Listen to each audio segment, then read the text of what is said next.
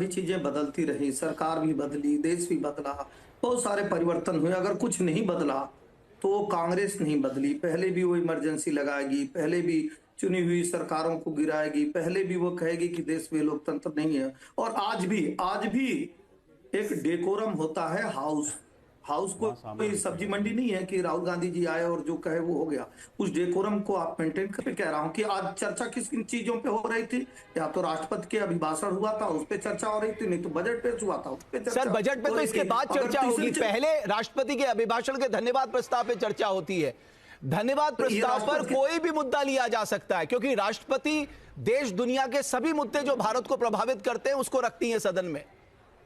बहुत शानदार बात आपने तो रमेश जी किया। रमेश जी, आप तो इतनी अच्छी बात कह दी है कि किसी भी मुद्दे पे चर्चा हो सकता है।